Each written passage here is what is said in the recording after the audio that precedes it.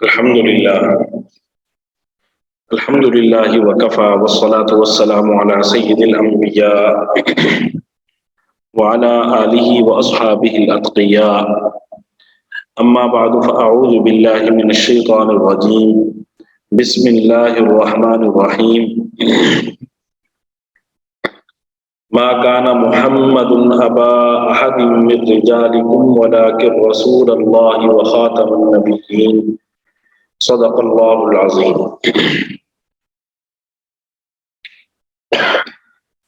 گزشتہ کل جو ہم نے سبق پڑھا تھا اس میں حضرت امام مہدی علیہ السلام سے ان کے حالات سے متعلق کچھ احادیث آپ حضرات کے سامنے رکھی گئی تھی۔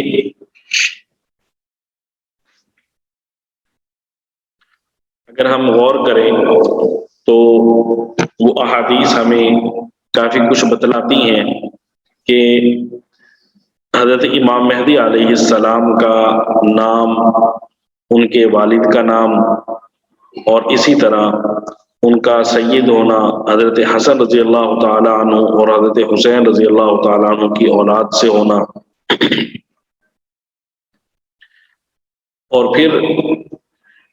حضرت امام مہدی علیہ السلام کے ظہور کی عمر، اور پھر ان کا دنیا پر غلبہ حاصل کرنا اور خلافت قائم کرنا، یہ ساری چیزیں کل احادیث میں ہم نے پڑھی ہیں۔ اور جتنی چیزیں کل ہم نے پڑھی تھیں ان میں اگر ہم الف سے لے کر یا تک ساری چیزوں کو دیکھیں تو مرزا غلام احمد قادیانی ان میں سے کسی ایک بات پر بھی پورا نہیں اترتا۔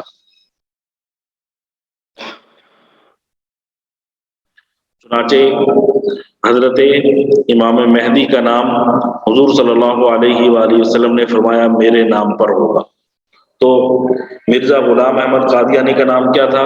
غلام احمد قادیانی، نام ہی الگ ہے۔ اسی طرح حضرت امام مہدی کے والد کا نام حضور صلی اللہ علیہ وآلہ وسلم کے والد ماجد کے نام پر عبداللہ ہوگا، اور مرزا غلام احمد قادیانی کے والد کا نام غالباً مرزا غلام رسول تھا۔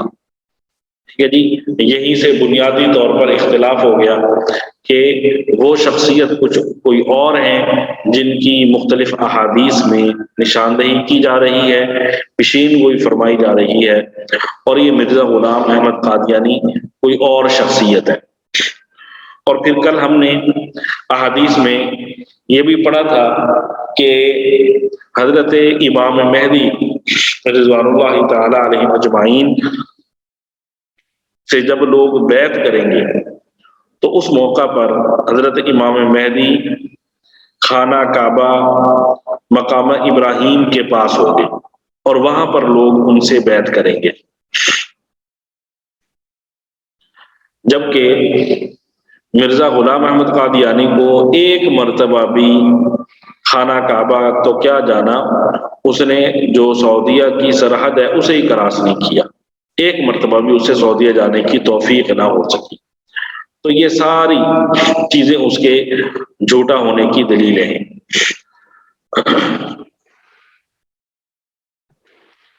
اب مرزا غلام احمد قادیانی اپنے لیے کیسے راستے ڈھونڈتا ہے،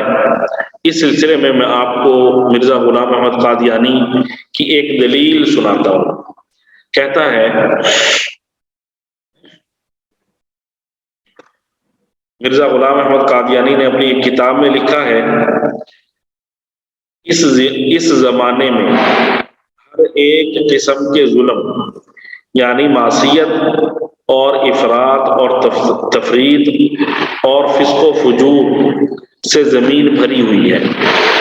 سو در حقیقت یہ وہی زمانہ ہے جو حدیث کے منشا کے موافق ہے، یعنی جس میں ہر ایک قسم کا گناہ اور ہر ایک قسم کی بدکاری اور ہر قسم کی بد اعتقادی پھیل گئی ہے، اور شرک جو ظلم عظیم ہے اس کا جھنڈا نہایت زور سے کھڑا کیا گیا ہے، اور یہ حدیث وضاحت سے بیان کر رہی ہے کہ حالت موجودہ کا ظلم اور جور جس طرز کا ہوگا اسی کی اصلاح کے لیے وہ مہدی موعود آئے گا۔ ایک تو اپنے اس بیان میں مرزا غلام احمد قادیانی نے جو حدیث نقل کی ہے وہ پوری نقل نہیں کی، اس میں سے اپنے مطلب کا جملہ لے لیا کہ حضرت مہدی علیہ السلام کے ظہور کی نشانی یہ ہے کہ جب وہ ظاہر ہوں گے اس وقت دنیا میں ظلم و جور جو ہے پھیل چکا ہوگا اور ہر قسم کے معاصی ہوں گے، لیکن اپنے مطلب کی ایک بات لے لی اور باقی ساری باتیں چھوڑ دی۔ یہ حدیث مسند احمد میں ہے اور پوری حدیث یہ آپ کے سامنے آپ کو نظر آ رہی ہے کہ حضور صلی اللہ علیہ وآلہ وسلم نے فرمایا کہ زمین ظلم و زیادتی سے بھر جائے گی، اور دیکھیں کتنا صاف حضور صلی اللہ علیہ وآلہ وسلم فرما رہے ہیں کہ جب زمین ظلم و زیادتی سے بھر جائے گی تب میری نسل میں سے ایک شخص نکلے گا جو 7 سال یا 9 سال تک حکومت قائم کرے گا اور زمین کو عدل و انصاف سے بھر دے گا۔ کیسے حضور صلی اللہ علیہ وآلہ وسلم نے مرض کی تشخیص کی اور پھر اس مرض کا علاج کیا ہوگا یہ حضور صلی اللہ علیہ وآلہ وسلم نے بتلایا، لیکن مرزا غلام احمد قادیانی نے اپنے مطلب کے الفاظ تو لے لیے لیکن آگے پوری حدیث کو چھوڑ دیا۔ کیوں؟ یہ حضور صلی اللہ علیہ وآلہ وسلم کی نسل میں سے نہیں ہے اور پھر اسے کہیں پر بھی حکومت نصیب نہیں ہو سکی، یہ یونین کونسل کا ممبر بھی نہیں بن سکا، چاہے جائے کہ اس کو خلافت ملتی، ساری دنیا کو اس سے فائدہ ہوتا، یہ کسی قسم کا کوئی اس سے کوئی کام جو ہے نا وہ ظاہر نہیں ہو سکا۔ تو یہ حدیث جسے وہ اپنی دلیل کے طور پر پیش کر رہا تھا، اپنی تائید کے لیے پیش کر رہا تھا، یہ حدیث اسی کے خلاف جا رہی ہے اور اس حدیث میں اس کے حق کی، اس کے مطلب کی کسی قسم کی کوئی بات نہیں ہے۔ اگر کوئی ان کے مطلب کی بات ہے تو پھر یہ مرزا غلام احمد قادیانی کے ماننے والے جو لوگ ہیں ان کے ذمہ بنتا ہے کہ وہ واضح کریں کہ اس نے زمین سے کون سے ظلم کا خاتمہ کیا اور زمین پر کون سا عدل و انصاف اس نے جاری کیا، اور پھر اس کی کوششوں سے کون سا شرک کا دروازہ بند ہوا، اور اسی طرح اس کا اہل بیت سے تعلق کیسے تھا، یہ بات واضح کرے۔ حالانکہ مرزا غلام احمد قادیانی نے حکومت تو کیا قائم کرنی تھی، وہ خود ایک ماتحت بن کر رہا انگریزوں کا، اور اسی طرح اب تک جو اس کے ماننے والے ہیں وہ کسی ایک جگہ پر بھی اپنی حکومت قائم نہیں کر سکے۔ جب ہندوستان میں تھے تو انگریزوں کے غلام تھے، اور جب پاکستان میں آ گئے ہجرت کر کے تو پاکستانی حکومت کے ماتحت ہو گئے، اور اسی طرح اب بہت سارے لوگ پاکستان سے نکل کر برطانیہ میں دوسری جگہوں پہ چلے گئے ہیں تو وہ لوگ وہاں کی جو حکومت ہے اس کے ماتحت ہیں۔ بہرحال انہیں اب تک ایک جگہ پر بھی تھوڑی سی حکومت نصیب نہیں ہو سکی۔ آگے دیکھیں، یہ مہدی کا معنی کل میں نے آپ کے سامنے عرض کیا تھا کہ مہدی کا معنی ہوتا ہے ہدایت یافتہ، ہدایت یافتہ۔ اب مرزا غلام احمد قادیانی مہدی کا معنی کیا بیان کرتا ہے اور اس لفظ کو کیسے بگاڑتا ہے، اس کو دیکھیں۔ خزائن کتاب ہے، اسی طرح ایک کتاب ہے اربعین، اس میں مرزا غلام احمد قادیانی لکھتا ہے مہدی کے مفہوم میں یہ معنی ماخوذ ہیں کہ وہ کسی انسان کا علم دین میں شاگرد یا مرید نہ ہو۔ مہدی کے مفہوم میں یہ معنی ماخوذ ہیں کہ وہ کسی انسان کا علم دین میں شاگرد یا مرید نہ ہو۔ ٹھیک ہے جی، دیکھیں مہدی کا یہ معنی نہیں ہے جو یہ معنی بیان کر رہا ہے۔ اور دوسرا کل میں نے آپ کے سامنے وہ حدیث پیش کی تھی کہ حضور صلی اللہ علیہ وآلہ وسلم نے حضرت امام مہدی علیہ السلام کی خصوصیت بیان کی کہ ان کی یہ خصوصیت ہوگی کہ اللہ تعالیٰ انہیں الہام کے ذریعے ایک رات میں ان کے اندر خلافت کی، حکومت کی اور اس سے متعلقہ جو صلاحیتیں ہیں وہ پیدا فرما دیں گے۔ تو یہ اس جو ان کی خصوصیت تھی اس کو اپنی طرف منسوب کر کے بیان کر رہا ہے کہ اپنے معنی دے کر اس کو نہ بیان کر رہا ہے کہ وہ کسی کا شاگرد نہیں ہوگا۔ پھر اس نے دوسری جگہ پہ اسی بات کو آگے بڑھایا ہے اور لکھتا ہے سو آنے والے کا نام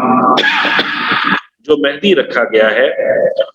اس میں یہ اشارہ ہے کہ وہ آنے والا علم دین خدا سے ہی حاصل کرے گا اور قرآن و حدیث میں کسی استاد کا شاگرد نہیں ہوگا۔ ٹھیک ہے جی، تو ایسی کوئی بات نہیں، بلکہ امام مہدی علیہ السلام جب ظاہر ہوں گے تو انہوں نے اس سے پہلے اپنے دور کے مطابق جو ان کے خاندان میں جو چیز ہوگی اس کے مطابق انہوں نے علم دین حاصل کیا ہوگا۔ یہ اپنے پاس سے بات بنا رہا ہے۔ آگے بات کہتا ہے اب چونکہ اس نے اپنے پاس ایک بات بنائی ہے اب اس کو ثابت کرنے کے لیے کہتا ہے 100 میں حلفاً کہہ سکتا ہوں میرا یہی حال ہے، کوئی ثابت نہیں کر سکتا کہ میں نے کسی انسان سے قرآن و حدیث یا تفسیر کا ایک سبق بھی پڑھا۔ دیکھیے کیسے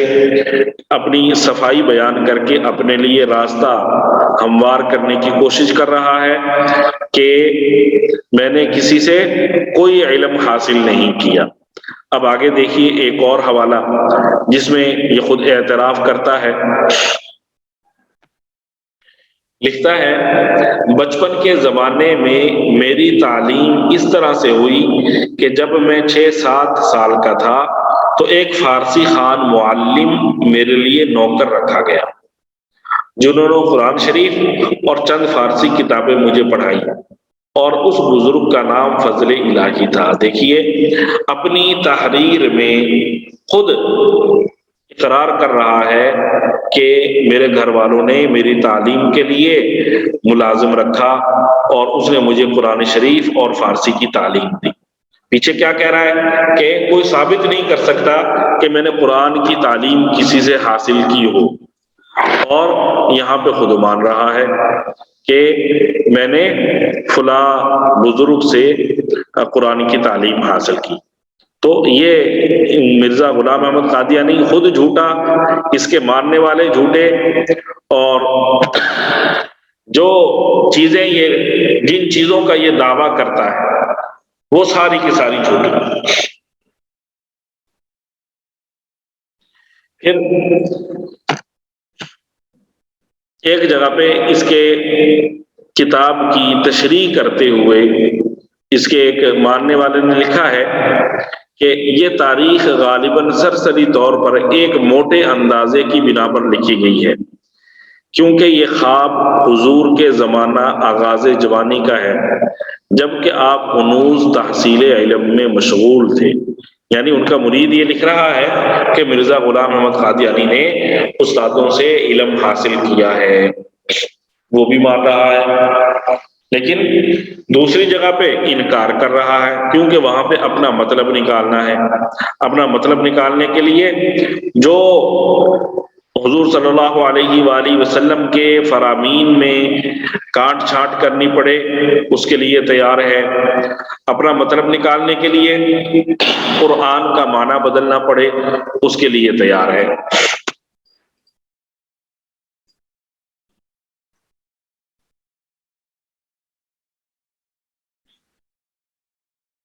اسی طرح یہ آپ کے سامنے ایک اور چیز رکھتا ہوں،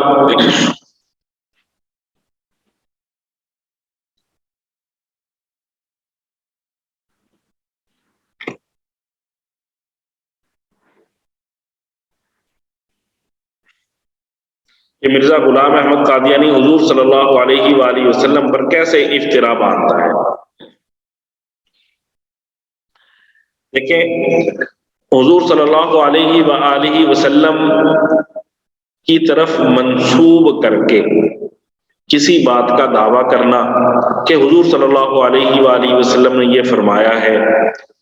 اور حضور صلی اللہ علیہ وآلہ وسلم نے وہ بات نہ کہی ہو، تو ایک تو یہ جھوٹ ہے ہی، جھوٹ کے ساتھ ساتھ یہ دینی اعتبار سے بہت بری بات ہے۔ اور حضور صلی اللہ علیہ وآلہ وسلم کا فرمان ہے، من کذب علی متعمدا فلیتبوأ مقعدہ من النار، جو شخص جان بوجھ کر مجھ پر جھوٹ بولے وہ اپنا ٹھکانہ جہنم میں بنا لے۔ جو شخص جان بوجھ کر حضور صلی اللہ علیہ وآلہ وسلم کی طرف جھوٹی بات منسوب کرے تو وہ اپنا ٹھکانہ جہنم میں بنا لے۔ ایک شخص ہے جس کو معلوم نہیں کہ یہ جو میں بیان کر رہا ہوں یہ حدیث ہے یا نہیں، وہ غلطی سے کہہ دیتا ہے حضور صلی اللہ علیہ وسلم نے فرمایا،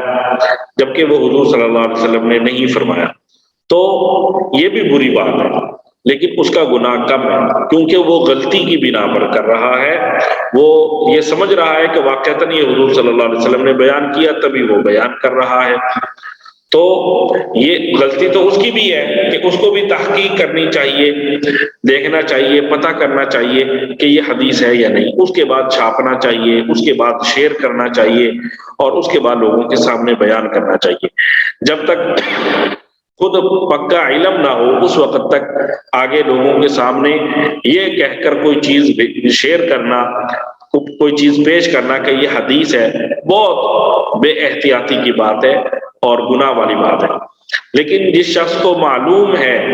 کہ یہ بات میں خود بنا رہا ہوں اور مجھ سے پہلے کسی نے یہ بات نہیں کی، حضور صلی اللہ علیہ وآلہ وسلم نے بھی یہ بات نہیں فرمائی، میں خود اپنے ذہن سے اس چیز کو گھڑ رہا ہوں، اس کے باوجود وہ شخص حضور صلی اللہ علیہ وسلم کی طرف وہ بات منسوب کرتا ہے، تو ایسے شخص کے بارے میں حضور صلی اللہ علیہ وسلم نے فرمایا وہ یقینی طور پر جہنمی ہے، جہنم اس کا ٹھکانہ ہے۔ اس کی مثال میں آپ کو دیتا ہوں موجودہ دور کے لحاظ سے۔ دیکھیں آج کل رمضان کا مہینہ آئے گا کچھ عرصے بعد، تو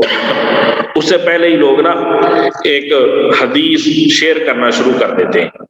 اس کا کیا خلاصہ ہے؟ لوگ کہتے ہیں کہ جی حدیث میں آتا ہے جو سب سے پہلے رمضان کی خبر دے تو اس کو یہ انعام ملے گا۔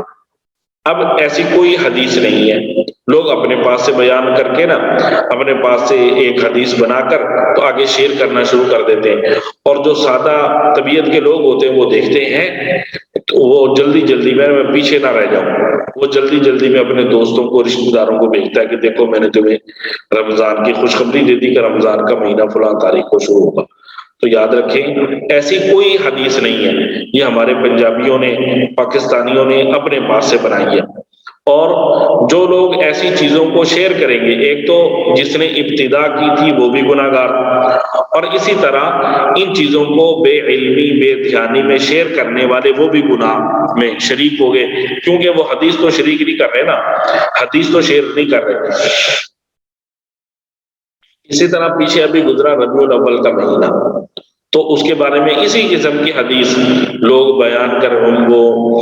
بنا کرنا آگے شیئر کرتے ہیں، جو سب سے پہلے ربیع الاول کی خبر دے گا تو اس کے ساتھ یہ ہوگا، یہ حضور صلی اللہ علیہ وسلم نے فرمایا۔ تو ایسی کوئی بات حضور صلی اللہ علیہ وسلم نے نہیں فرمائی، کسی جگہ پہ نہیں ہے، یہ ہمارے پنجابی اور پاکستانیوں نے اپنے پاس سے بنا کر شیئر کرتے ہیں۔ اور وہ یہ جو وعید ابھی آپ نے سنی ہے کہ جو حضور صلی اللہ علیہ وآلہ وسلم کی طرف جھوٹی بات جان بوجھ کر منسوب کرے وہ جہنمی ہے، یہ وعید ایسے سب افراد پر لاگو ہوگی۔ اب یہی کام مرزا غلام احمد قادیانی کرتا تھا، جو ایک جاہل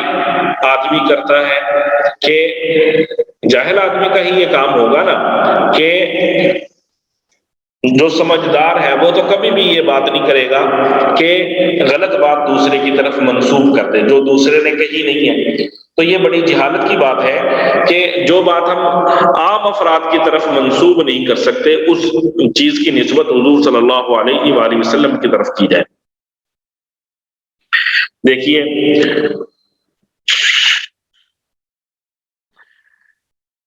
مرزا غلام احمد قادیانی کہتا ہے بڑی توجہ دلانے والی یہ بات ہے کہ خود حضرت صلی اللہ علیہ وآلہ وسلم نے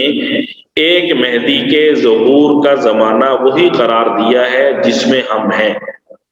اور 14ویں صدی کا اس کو مجدد قرار دیا ہے۔ ٹھیک ہے جی، یہ کتنی صفائی سے کہہ رہا ہے کہ حضور صلی اللہ علیہ وسلم نے امام مہدی کو 14ویں صدی کا مجدد قرار دیا۔ آپ سارا ذخیرہ احادیث دیکھ لیں، کسی جگہ پر بھی حضور صلی اللہ علیہ وآلہ وسلم نے 14ویں صدی، 15ویں صدی، 16ویں صدی، 13ویں صدی، کسی صدی کا ذکر نہیں کیا۔ اور یہ مرزا قادیانی جو ہے نا، حضور صلی اللہ علیہ وآلہ وسلم پر جھوٹ باندھ رہا ہے کہ حضور صلی اللہ علیہ وآلہ وسلم نے 14ویں صدی میں مہدی کے ظہور کی بات کی ہے۔ ایسی حضور صلی اللہ علیہ وسلم نے کوئی بات نہیں کی۔ اور پھر جب مرزا غلام احمد قادیانی کی باتیں لوگوں میں چلی اور کفر کے فتوے آنے لگے، تو مرزا غلام احمد قادیانی نے یہ جو فتوی تکفیر تھا اس کا جواب دینے کے لیے کہا، آثار نبویہ میں بھی ایسا ہی آیا تھا کہ اس مہدی موعود پر کفر کا فتویٰ لگایا جائے گا، سو وہ سب لکھا ہوا پورا ہوا۔ ٹھیک ہے جی، لیکن پھر یہاں پر یہ حضور صلی اللہ علیہ وسلم کی طرف منسوب کر رہا ہے کہ حضور صلی اللہ علیہ وسلم نے فرمایا تھا کہ مہدی موعود پر کفر کا فتویٰ لگایا جائے گا۔ تو کسی حدیث میں ایسا نہیں ہے کہ حضور صلی اللہ علیہ وسلم نے فرمایا ہو کہ امام مہدی کو لوگ کافر کہیں گے، ایسا کوئی حدیث نہیں ہے۔ دوسری جگہ پہ لکھتا ہے احادیث صحیح میں پہلے سے یہ فرمایا گیا تھا کہ اس مہدی کو کافر ٹھہرایا جائے گا۔ اور اسی طرح ایک اور جگہ پہ لکھتا ہے کہ حدیثوں میں صاف طور پر یہ بتلایا گیا ہے کہ مسیح موعود کی بھی تکفیر ہوگی اور علماء وقت اس کو کافر ٹھہرائیں گے اور کہیں گے کہ یہ کیسا مسیح ہے، اس نے تو ہمارے دین کی بے خونی کر دی۔ ٹھیک ہے جی، تو بات یہ ہے کہ جتنی احادیث ہیں اب تو کتابوں تک پہنچ ہماری بہت آسان ہو گئی ہے۔ پہلے دور میں لوگوں کے پاس پیسے نہیں ہوتے تھے، کتابیں خرید نہیں سکتے تھے، اور کتابیں چھپنا، اور پھر جب کتابیں چھپنے سے پہلے کا جو زمانہ تھا اس وقت کتابیں نقل کرنا یہ بہت مہنگا کام تھا۔ اب تو آپ صرف ایک کام کریں، گوگل پر سرچ کریں تو تب بھی کیا کہتے ہیں چیز سامنے آ جاتی ہے، لیکن اس کے دینی اعتبار سے مستند ہونے نہ ہونے کا سوال باقی رہتا ہے۔ پھر آسان کیسے ہے، آج کل تقریباً ہر مکتبہ فکر نے اپنے اپنے مکتبے بنائے ہوئے ہیں نیٹ پر۔ مثال کے طور پر مکتبہ شاملہ، اس میں 6-7 ہزار سے زائد کتابیں ہیں، جو صرف آپ نے وہ لفظ لکھنا ہے تو وہ فوراً سرچ ہو کے 1 منٹ 2 منٹ کے اندر آپ کے سامنے آ جاتا ہے کہ کون کون سی کتاب میں یہ لفظ کہاں کہاں پہ کس کس مقصد کے لیے کتنی مرتبہ استعمال ہوا، وہ سارا آپ کے سامنے نکل کے آ جاتا ہے۔ تو آپ ساری جو کتابیں ہیں ان میں تلاش کر لیں، آپ کو کہیں پہ کوئی ایسی مل جائے حدیث جس میں حضور صلی اللہ علیہ وسلم نے فرمایا ہو کہ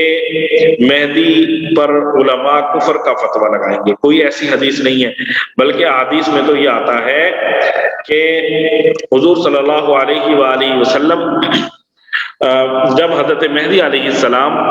ظاہر ہوں گے تو امام مہدی علیہ السلام کی بیعت کرنے والے سب سے پہلے علماء ہوں گے، بڑے بڑے علماء حضرت امام مہدی علیہ السلام کی بیعت کریں گے۔ تو جب علماء حضرت امام مہدی کی بیعت کریں گے تو وہ امام مہدی پر کفر کا فتویٰ کیوں لگائیں گے؟ تو یہ سیدھا مرزا غلام احمد قادیانی نے اپنے پاس یہ بات گھڑی ہے۔ اسی طرح یہ حدیث آپ سنیں، یہ نعوذ باللہ یہ مرزا غلام احمد قادیانی کا ایک اور دعویٰ سنیں، کہتا ہے میرا اور میری جماعت کا عقیدہ ہے کہ اس قسم کی تمام حدیثیں جو مہدی کے آنے کے بارے میں ہیں ہرگز قابل رسوخ اور قابل اعتبار نہیں ہے۔ اللہ اکبر۔ ٹھیک ہے جی، جب دعویٰ کرنا تھا تو اس وقت وہ حدیثیں بہت اچھی لگ رہی تھی اور ان میں سے اپنے مقصد کے جملے نکال کر انہیں پیش کر رہا تھا کہ حدیث میں ہی آیا، دیکھو میں بھی ایسا ہوں ہے، اور حدیث میں یہ آیا تو میں اس کے مطابق ہوں۔ اب جب اس نے اپنا جو دعویٰ تھا اس میں تبدیلی کرنی تھی، مہدی سے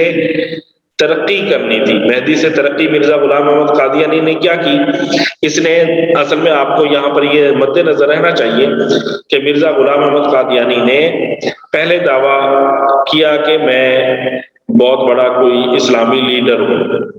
اس کے لیے مختلف قسم کے اشتہارات پہلے دور میں شائع ہوتے تھے، اشتہارات شائع کیے، کتابچے شائع کیے تاکہ لوگوں کو پتہ چلے یہ بھی کوئی علامہ فہامہ ہے۔ جب مرزا غلام احمد قادیانی کے ذہن کے مطابق اسے یہ چیز حاصل ہو گئی تو پھر اس نے اپنے ولی ہونے کی طرف جو ہے نا یہ ترقی شروع کی کہ اب میں بہت بڑا ولی ہوں، اور پھر ولی ہونے سے اس نے ترقی کی کہ مہدی کا دعویٰ کیا، مہدی ہونے کا دعویٰ کیا، اور اس کے لیے پھر وہ احادیث تلاش کی اور ان کو اپنے اوپر چسپاں کرنے کی کوشش کی۔ اب جب اس کے ذہن کے مطابق وہ اس میں کامیاب ہو گیا تو اس نے مہدی ہونے سے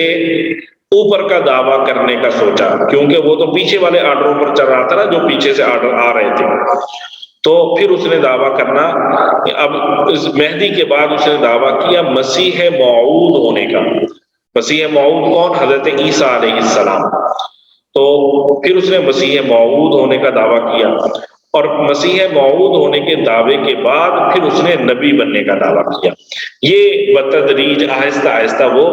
ترقی کرتا گیا، ایک سیڑھی سے نیچے والی سیڑھی سے اوپر چڑھتا گیا، پھر اوپر چڑھتا گیا، پھر اوپر چڑھتا گیا، یوں اس کے دعویٰ کی تفصیل ہے۔ تو جو پہلے چیزیں آپ کے سامنے بیان کی گئی ان میں کیا تھا کہ وہ اس وقت مہدی ہونے کا دعویٰ کر رہا تھا اور اس پر جو ہے نا اپنے ماننے والوں کو تیار کر رہا تھا، اور اب یہ جو حدیث، یہ جو اس کی آپ نے سنا کہ وہ حدیث کو کہہ رہا ہے ناقابل اعتبار ہے، تو یہ کیا مطلب ہے کہ اب وہ اس سے مزید ترقی کرنا چاہتا ہے۔ چنانچہ ایک جگہ پہ اس نے کہا کہ مہدی ایک نہیں بلکہ کئی ہیں، کہتا ہے حضرت صلی اللہ علیہ وآلہ وسلم کئی مہدیوں کی خبر دیتے ہیں، من جملہ ان کے وہ مہدی بھی ہے جس کا نام حدیث میں سلطان مشرق رکھا گیا ہے۔ ٹھیک ہے جی، تو اب دیکھیں یہ حدیث ایک اور جگہ پہ یہ لکھتا ہے اپنی ایک اور کتاب میں کہ یہ بات بالکل ثابت شدہ ہے اور یقینی ہے، صحاح ستہ میں کئی مہدیوں کا ذکر ہے۔ اب صحاح ستہ کی طرف اپنا یہ دعویٰ منسوب کر دیا کہ حضور صلی اللہ علیہ وسلم نے اپنی احادیث میں کئی مہدیوں کا ذکر کیا ہے۔ ٹھیک ہے، تو یہ آپ نے دیکھا مرزا غلام احمد قادیانی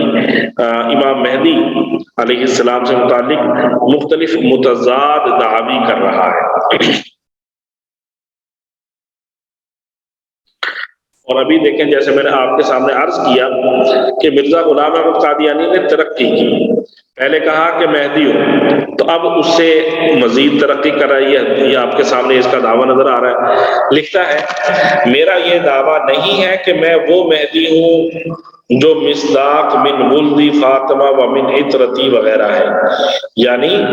میں وہ مہدی نہیں ہوں جو اس حدیث کا مصداق ہے جس میں حضور صلی اللہ علیہ وسلم نے فرمایا کہ وہ مہدی حضرت فاطمہ کی اولاد میں سے میری نسل میں سے ہوگا، کہتا میں وہ نہیں ہوں۔ پھر کیا ہے جی آپ سنیں، کہتا ہے میرا دعویٰ تو مسیح موعود ہونے کا ہے، مہدی سے ترقی کر لی ہے، میرا دعویٰ تو مسیح موعود ہونے کا ہے، اور مسیح موعود کے بارے میں کسی محدث کا قول نہیں کہ وہ بنی فاطمہ میں ہوگا۔ ٹھیک ہے جی، اب کہتا ہے جی مسیح موعود ہوں اور مسیح موعود کے بارے میں کسی کا قول نہیں وہ بنی فاطمہ میں سے ہوگا۔ اب دیکھیں اس کی جہالت کہ مسیح موعود تو آسمان سے نازل ہوگا، اور یہ کون سے آسمان سے نازل ہوا ہے؟ کیسے بات کو ایک طرف سے دوسری طرف لے کے جا رہا ہے، دوسری طرف سے تیسری جگہ لے کے جا رہا ہے۔ اب دیکھیں ان حدیثوں کا ہی انکار کر دیا، کہتا ہے سچ یہ ہے کہ بنی فاطمہ سے کوئی مہدی آنے والا نہیں، اور ایسی تمام حدیثیں موضوع، بے اصل اور بناوٹی ہیں۔ ٹھیک ہے جی، تو یہ بہرحال مرزا غلام احمد قادیانی کے مختلف دعاوی میں نے آپ کے سامنے رکھے ہیں، جن سے یہ چیز ظاہر ہوتی ہے کہ اس نے اپنے آپ کو مہدی بنانے کی کوشش کی، اور جب اس کا ذہن کے مطابق اس کا مطلب حل ہو گیا تو اس نے مہدی ہونے سے انکار، اور مہدی والی جو احادیث ہیں ان کا انکار کیا، اور اسی طرح پھر اس نے ترقی کی اور مسیح موعود ہونے کی کا دعویٰ کیا، اور پھر مسیح موعود ہونے کے بعد اس نے نبی ہونے کا دعویٰ کیا۔ جب نبی ہونے کا دعویٰ ہوا اور اس پر لے دے ہوئی لوگوں نے اس کے خلاف باتیں کی اور اس کے خلاف فتاوی نکلے، تو پھر وہ کہنے لگا کہ پھر اس نے نبی کو جو ہے نا وہ تقسیم کر لیا کہ ذلی نبی ہوں میں۔ تو یہ اس نے مختلف دعوے کیے ہیں۔ ان سب چیزوں کا خلاصہ یہ ہے کہ مرزا غلام احمد قادیانی اور اس کے تمام دعوی، تمام باتیں اور اس کے تمام ماننے والے جھوٹے لوگ ہیں۔ ان کا حضور صلی اللہ علیہ وآلہ وسلم کے دین سے کوئی تعلق نہیں، قرآن پاک سے کوئی تعلق نہیں، آسمانی جو تعلیمات ہیں ان سے کوئی تعلق نہیں ہے۔ اس کا تعلق انگریزوں سے ہے، اس کا تعلق اسلام دشمنوں سے ہے۔ انہوں نے اس کو ایک پروگرام کے تحت تیار کیا،